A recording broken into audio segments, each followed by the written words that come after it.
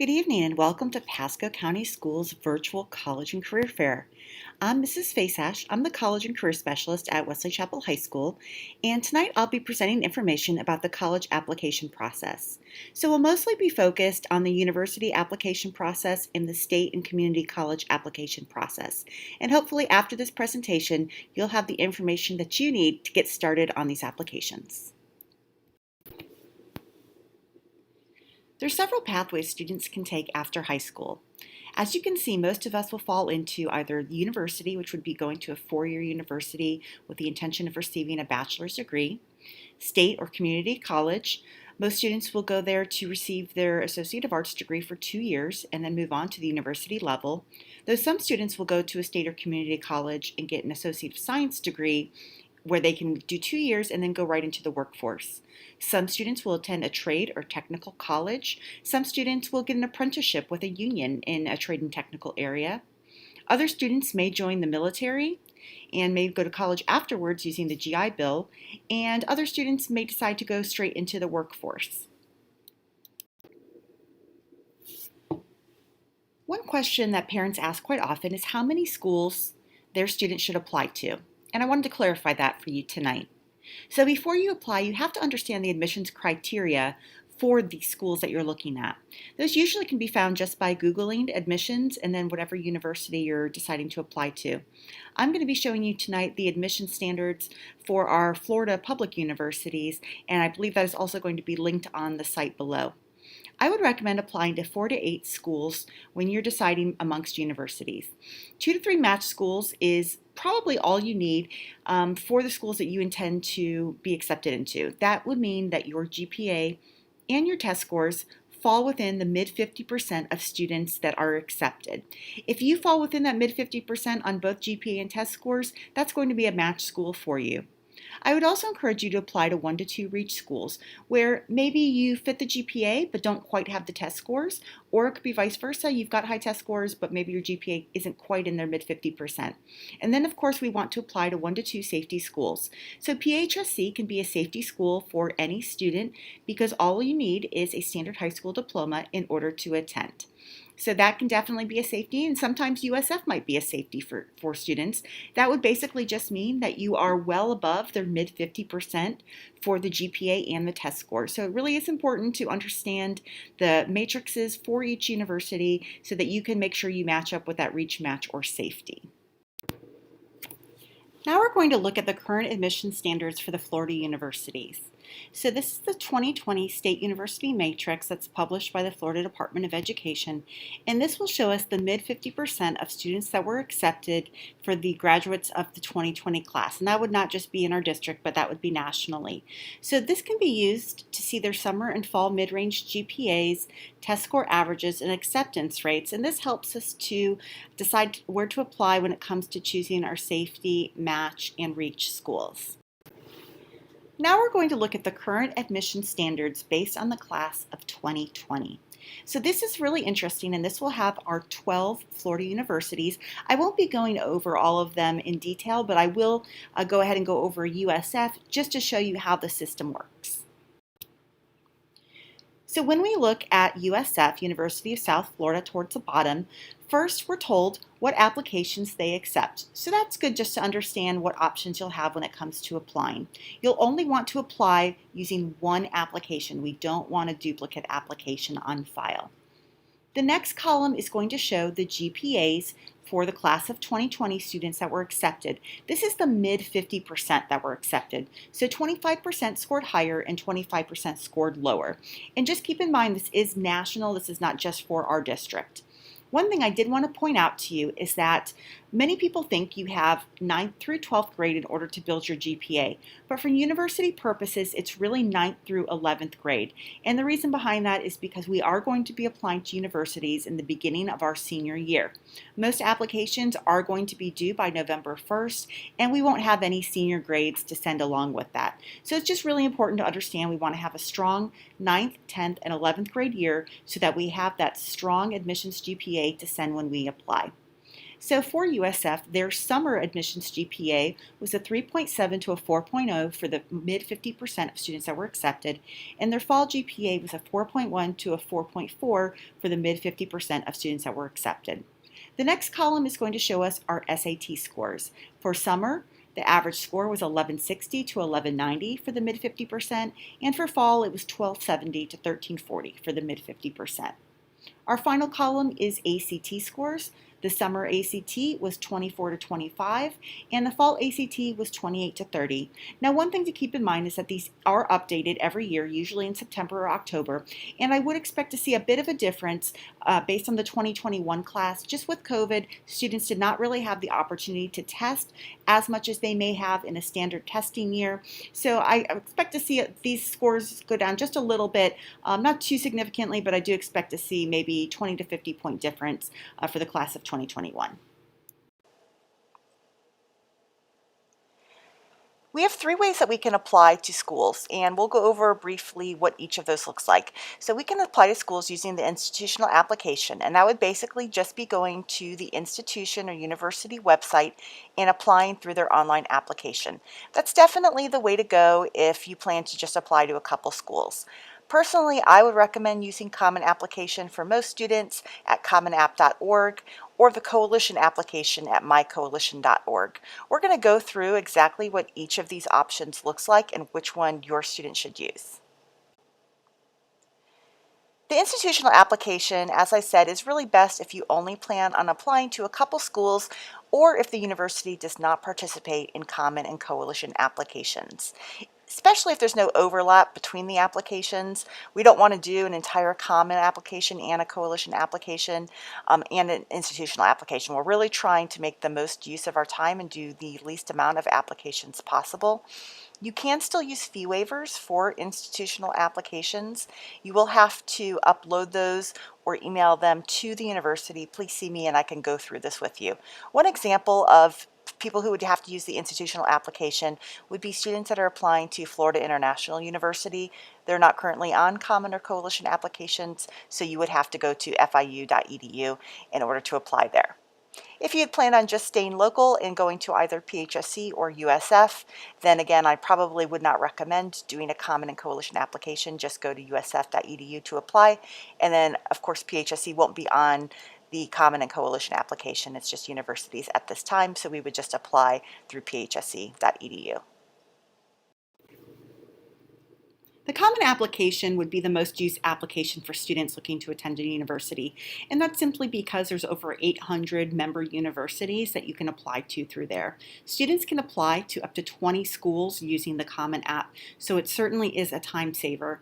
It also tracks important deadlines and admission criteria for the student. You can use college application fee waivers for the Common App, and that would waive your college admissions fees. This would be something that you would use if you are on free or reduced lunch or you have received an SAT or an ACT fee waiver in the past. So usually applications range between about $30 and $100 depending on where you're applying, and that fee waiver will give you the opportunity to apply to 20 schools for free. The Common Application rolls over every August 1st, so you would not want to go into the schools and do anything within the school tabs until August 1st when it updates for the new school year. You will want to add your school counselor or career specialist to your Common Application so that they can upload the school profile and transcripts from your high school. These are the current Florida schools that are on the Common Application. As you can see, the vast majority of these schools are the ones that our students will be applying to. We have University of South Florida, North Florida, University of Florida, Florida State, St. Leo, University of Central Florida is on here as well. So for most of us, this is going to cover all of the schools that we have an interest in. And that's why I said to really look closely at the schools, because we can simply do this one application and cover everything that we would need. If you don't use Common App, you might use the Coalition for College Access application, the Coalition app. There are only about 140 members on this application, but the cool thing about the Coalition colleges is that they are committed to providing aid to under-resourced, underserved, and first-generation college students. So if a college is on this application, we know that they are really committed to financial aid for those who need it. You actually don't need to get a fee waiver for your college applications from me for the Coalition app. It simply is going to ask you a couple of questions. You will answer those questions and a fee waiver will be applied to your account automatically. So that does make it very easy. If you're applying to USF and some other Florida schools, this might be a great application for you because I'm about to show you in a moment, but it does have most of the schools on there. They also have a cool area for, it's called the locker, and you can basically put in your high school activities and awards and just kind of keep everything together. So it's kind of neat for college planning and such. So for the Florida schools, you can see it's a smaller list, and there are definitely some that are not on here. I would say most obvious would be UCF, University of Central Florida, is not on here. But if you're not planning to apply to UCF, maybe you're just doing USF and University of Florida, Florida State, this might be a great application for you.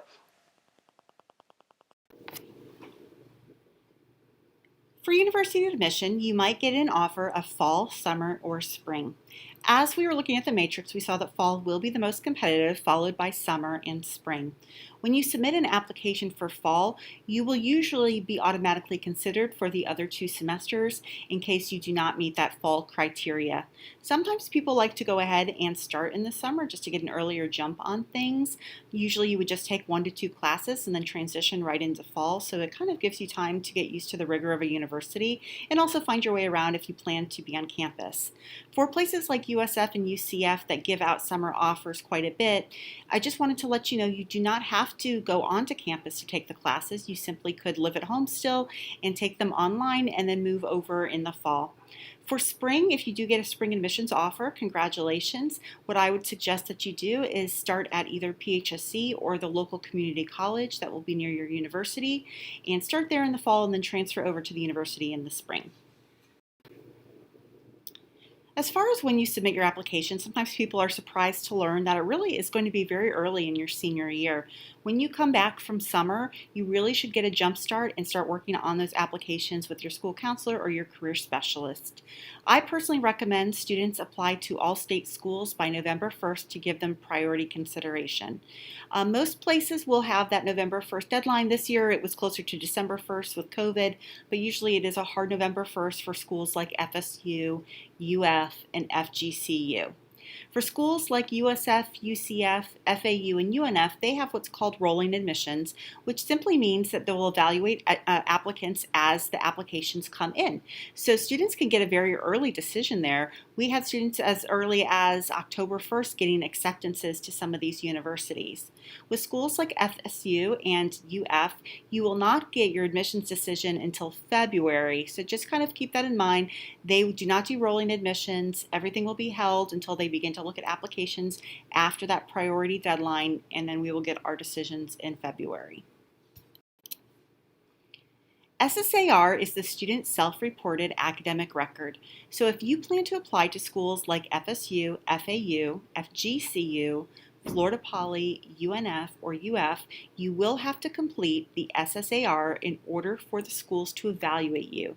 This will basically be the same thing as them evaluating your transcript. So in the past, the high school would send the transcript to all of these universities, and so these schools have taken on a new way to do things through the SSAR, where the students will actually get a copy of their transcript from their career specialist or their school counselor, and then they will upload all of their courses into the SSAR system. That system is then used by each university to tabulate the college GPA or the core GPA that colleges use in order to make admissions decisions. So you will list all of your senior coursework without your senior grades, and you'll select in progress for those grades. You will not need to update with your first semester senior grades unless you're instructed to do so. And just remember, if you took any high school classes in middle school or you had repeated attempts at a course, you still will list those. You'll want to list any withdrawals as well. And if you edit any information, which you can do before the deadline, you just have to make sure you go all the way through to the save and resubmit form. Each school will have a different deadline for when the SAR is due, so it's really important that you follow the protocol for each university and make sure that your SAR is submitted by that point. Some other documents that students might be asked to provide is their dual enrollment transcripts if you took any DE classes. Students would find that through their WISE account. The dual enrollment transcript is not used to make admissions decisions, but it is needed by the college in order to award credit for any classes that you took at the college level. Another very important thing is to make sure that you have had your College Board or ACT scores sent to each university that you applied to. So for instance, even though you have to self-report your scores in Common App, most of the universities are still going to require that official score from College Board or ACT. Florida State will allow you to only self-report, but the other schools are going to want that hard official copy, so it's really important to make sure those have been sent at some point, and if they have not, you can always pay to have them sent. It's about $12 or $13 per school. All schools are going to require a final transcript after graduation. So though for most schools they're not using senior grades to make admissions decisions, it is of course important that we still have that high senior standing by the time we graduate. We will have to send that final transcript, and admissions decisions can of course be revoked because it is based on you doing similarly to how you did for those first 3 years of high school. If you are taking AP exams your senior year, I would go ahead and indicate the school that you are planning to attend for your free score send, and then all of the scores from all of your high school AP exams will be sent to that school. Again, AP exams are not used to make admissions decisions for most universities. They just want the transcript in order to be able to award you credit. Let's discuss how COVID has impacted college admissions and testing. So as of today, all Florida public universities are still requiring either the SAT or ACT scores to have an admissions application processed. And that means that official test scores do have to be sent to the university in order for your application to be considered complete. The State Board of Governors would have to make a change for public universities to be test optional, and at this time they've decided to still continue requiring test scores. There are hundreds of colleges and universities that have gone test optional, so it really is important if you decide you don't want to test that you go ahead and look at those colleges and universities that at this point are not requiring test scores in order for you to apply. Test optional versus test blind is something that you may see universities talk about. Test optional means that scores can be sent and they will be looked at, versus test blind. That means even if you do send test scores, they will not be used in considering your admissions decision. Colleges are going to superscore your ACT and SAT in order to help you have the highest profile possible for your admissions application. For the most part, colleges are not going to penalize students for underperforming on the assessments. So it really is a good idea to make sure all of your test scores are sent so they can use those scores to superscore. In order to superscore an SAT, they'll be combining your top reading and math scores from all tests. In order to superscore their ACT, they're going to combine your top subject area scores from the 4 sections and then divide by 4, and that will be your new composite score. I wanted to take a moment to speak to you about recalculated GPAs. This is what colleges will use to make the admissions decision. This is also what Bright Futures uses in order to qualify for their scholarship. Just keep in mind that the core classes are really going to be the focus of that GPA. So regardless if you're putting your information into SSAR or if your counselor is uploading your transcripts via Common or Coalition app, the schools all have their own philosophy on what classes they're looking at to get that recalculated GPA. It'll be somewhat similar between schools, but they all have a certain way of doing that. So just remember they're going to be looking at your English, math, science, social studies, foreign language, and academic electives. That would be most likely your AP and for some schools DE electives. If a student has retaken a class, most of the universities are going to use both grades when recalculating the GPA. If you are curious of what your core GPA would look like and getting this just an idea of that, you can always go and ask your school counselor or career specialist what your Bright Futures GPA is. They can look that up and that'll just give you a general idea. One of the most important things that students will need to do after they submit their application is create an account with the university portal. So after they submit their application, usually a day to 3 days later, they will get an email with instructions of how to access the university portal. And they will be doing this for each university that they apply to. Sometimes those emails go unread, or they believe that they're just spam emails thanking them for applying when there really is important information within those. Those university portals are where you will link your SSAR after that's been completed. This is also where you'll self-report your test scores. This also is where you can check to see if documents have been received or if there's documents missing that would slow down your admissions decision.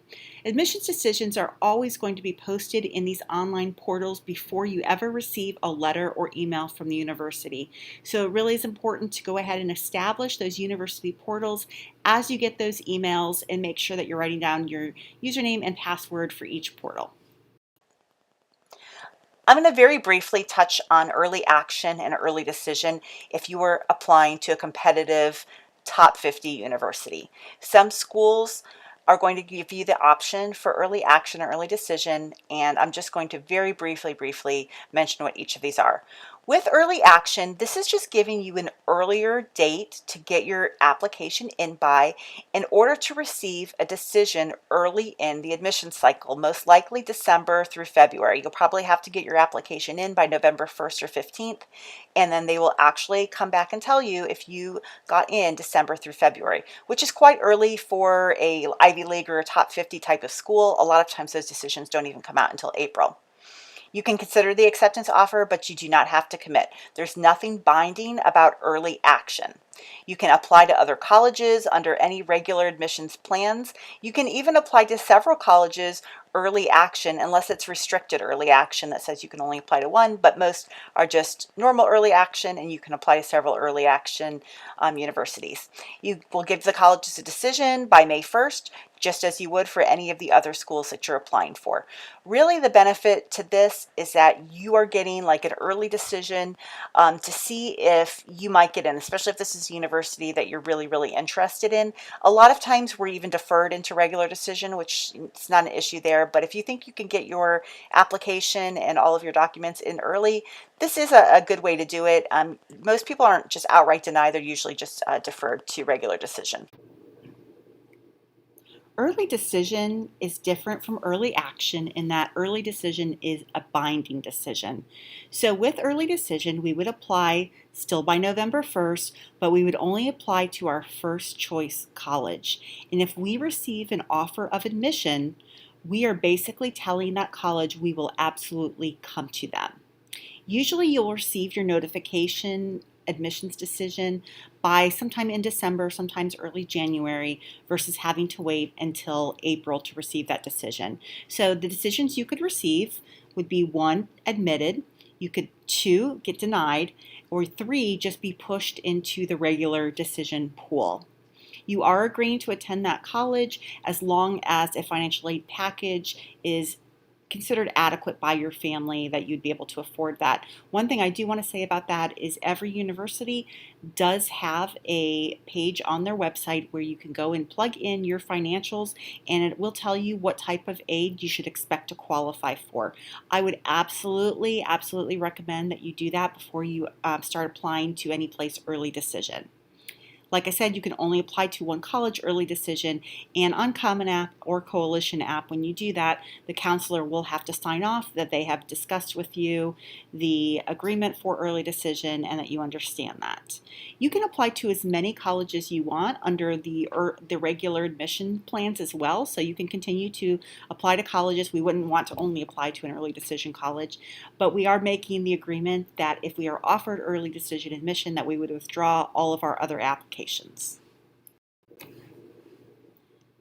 As your student is completing their college applications, some schools you will notice that there's the option to apply to the honors college while you're filling out the standard application.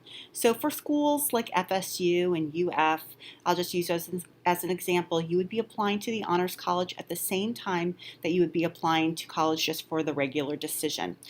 Sometimes that's automatic acceptance based on the grades or test scores for places like USF or FGCU. You will just get that information automatically that you qualify. But for other schools like UF and FSU, UCF, you would have to apply to get into that college.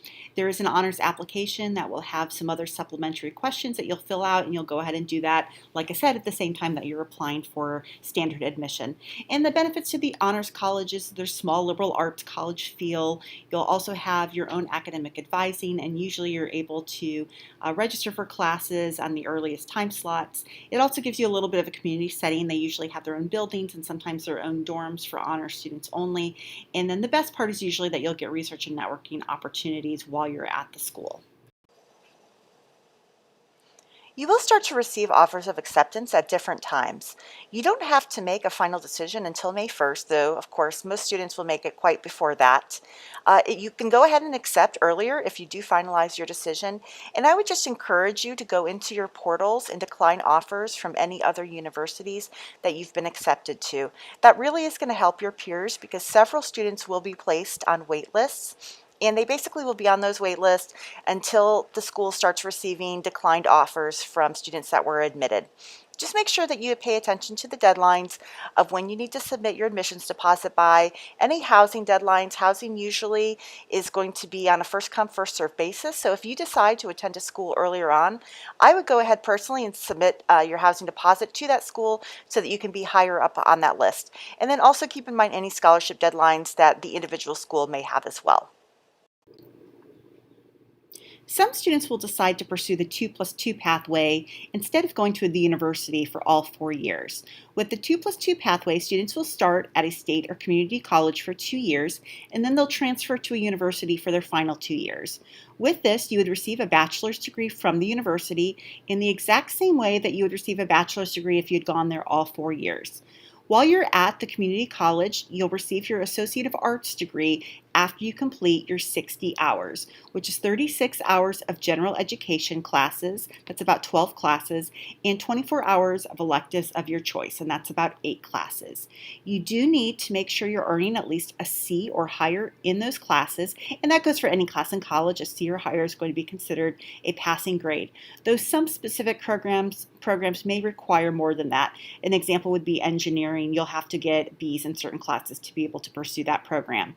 After you've received that Associate of Arts degree, you can transfer to a Florida public university without having to provide your high school transcript or any ACT or SAT test scores for most majors when you transfer.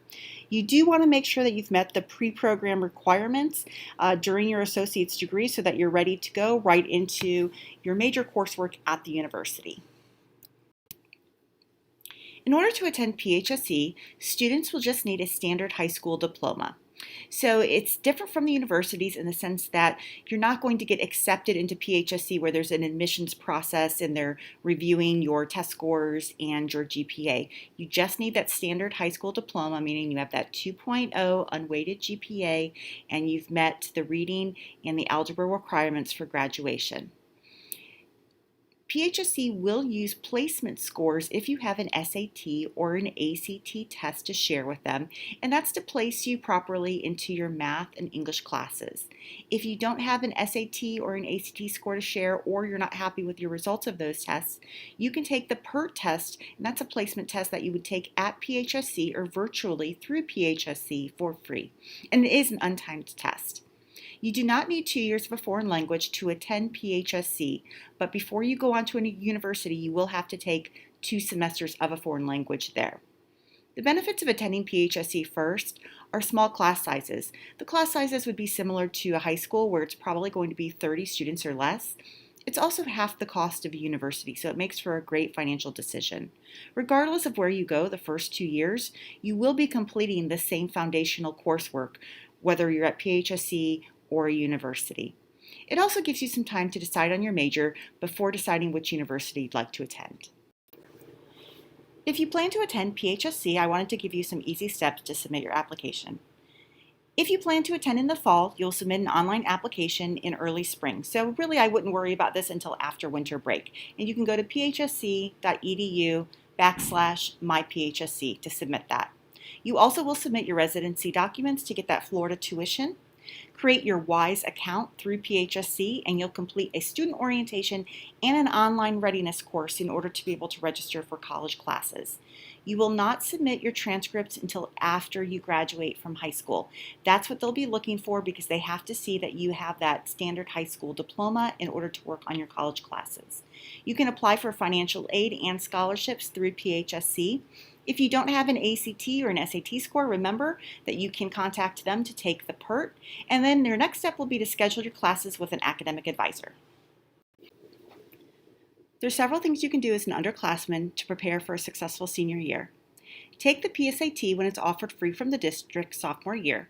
Freshmen and juniors may also be able to take the PSAT at their high school for a nominal fee. Make sure you create a consistent prep program for the SAT and the ACT using Khan Academy for SAT or the ACT Academy for ACT. These are both free resources.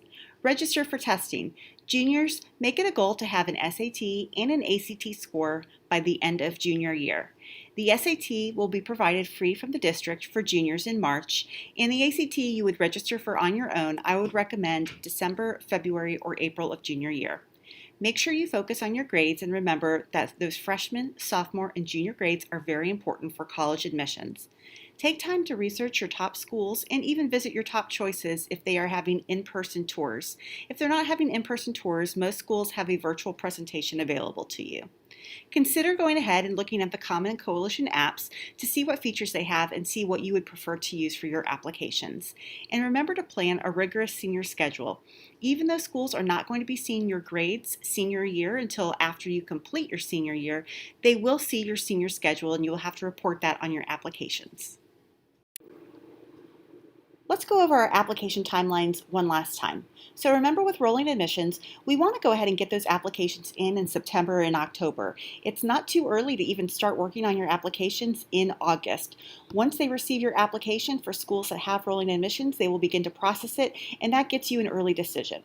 With fixed admissions deadlines like UF and FSU, we want to aim for November 1st. With COVID, sometimes these deadlines get pushed a little bit further, but again, November 1st would be a typical deadline for a fixed admissions school.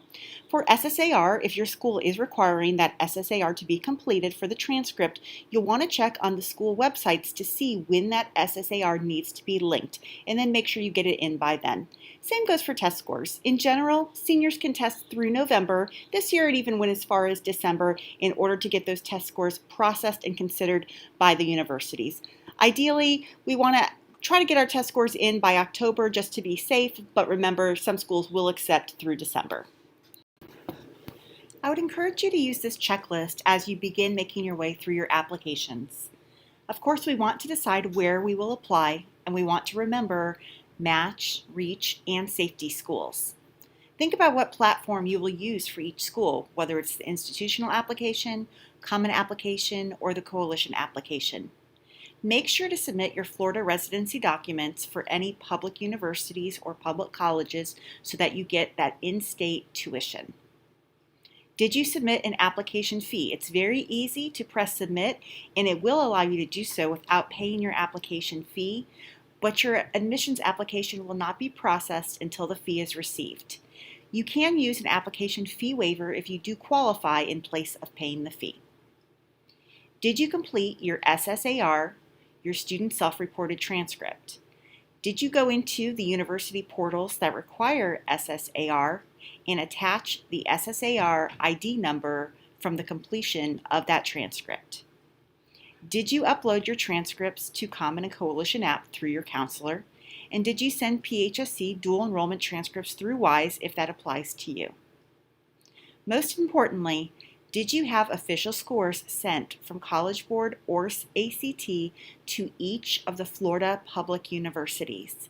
For universities outside of Florida, you can check to see if those test scores are required or optional. But for Florida public universities at this time, they will need official test scores from College Board or ACT in order to process your application. Did you create a portal with the state universities after applying to check the status of your application, your documents, and to submit any SSAR numbers or Florida residency numbers? The rest of our presentation will have our popular Florida universities and how to apply to each. For Florida Atlantic University, you can use the institutional or common application. You will need official test scores sent from College Board or ACT. Get with your counselor for an unofficial transcript so that you can complete your SSAR. Submit your residency requirements. Make sure you pay your fee or use a fee waiver. And then, of course, create that FAU portal account so that you can attach your SSAR ID number. For Florida International University, at this time, they're only using their institutional application at fiu.edu. You will need to send official test scores from College Board and ACT. They are not going to use SSAR. What you'll need to do is get an official high school transcript sent using your high school's request form. Go ahead and ask your counselor, registrar, or college and career specialist for that link. Submit your residency documents. Make sure you pay your fee or use the fee waiver, and then create your FIU App Status portal to check your documents and look for that admissions decision. For Florida State, you can use the institutional, common, or coalition application. Make sure you only submit one of these. Also submit your essay and resume. It will say optional for this, but I highly encourage you to submit both. Ask your counselor for the unofficial transcript to complete your SSAR. Submit your residency documents. Pay your fee or use your fee waiver. Make sure that you look out for that application status check email from FSU so that you can create your account and link your SSAR ID number, and you will also self-report your test scores. So for Florida State, you will not need to have test scores sent from College Board or ACT unless you actually decide to go there. For St. Leo University, you can use the institutional application or the common application, and the great news is there's no fee to apply. You can send your official high school transcripts using your high school's request form, though if you use Common App, they will be loaded onto Common App by your counselor. They were not able to really access those this year for whatever reason, so I would recommend going ahead and sending that high school transcript along as well through the high school link. And then if you would like, you can send your test scores from ACT or SAT. They are test optional, but if you do have high test scores, that can be used for merit scholarship purposes. For UCF, we're going to use our institutional application or the common application. After you submit it, make sure that you create that portal at MyUCF to check your application status. So UCF is using the Spark form for transcripts this year. It's very much like SSAR, but just a different platform. After you apply, you will receive an email from UCF to create and complete your Spark form with all of your grades and your courses. You do not need to have a transcript sent to UCF. They will only use the Spark form to look at your grades and courses. Make sure you send official test scores from College Board or ACT, submit your residency documents, and again, pay that fee or use a fee waiver. For UF, you can use the common or coalition application. There is not an institutional application for UF. Make sure you send official test scores from College Board or ACT by December 15th. Check that for next year, but that's been the date for the last several years. Essay is very important for UF, so make sure that you write a strong essay. Ask your counselor for an unofficial transcript so that you can complete your SSAR. You need to have that SSAR completed and linked to UF's portal by December 1st. Submit your residency requirements, pay your fee or use your fee waiver. Their portal is called GatorLink, and you can look out for an email from UF in order to create that. They also give you the option to submit a $25 housing department to secure on-campus living if you do plan to live on campus. You can't submit this before you get accepted to the university. University of North Florida is next, and they use the institutional and common applications. Make sure you send official test scores from College Board or ACT. Again, ask your counselor for an unofficial transcript so that you can complete your SSAR, submit your residency, pay your fee or use a waiver, and then create your UNF application status portal so that you can link your SSAR ID number to the application. For USF, you can use their institutional application or their common application. You can send official transcripts from your high school if you are using the institutional application. If you're applying through Common Application, you will use the section where you input your course grades into the Common App, and that's what they will use to make the decision. You do need to send official test scores from College Board or ACT, submit your residency requirements, pay your fee or use a fee waiver, and create your portal at MyUSF to check the status of your application. Thank you so much for joining us tonight for our college admissions presentation. I hope that you'll join me in the chat until 8 p.m. to ask further questions regarding college admissions. You can also contact your college and career specialist at your local high school for more information. Thank you and have a great night.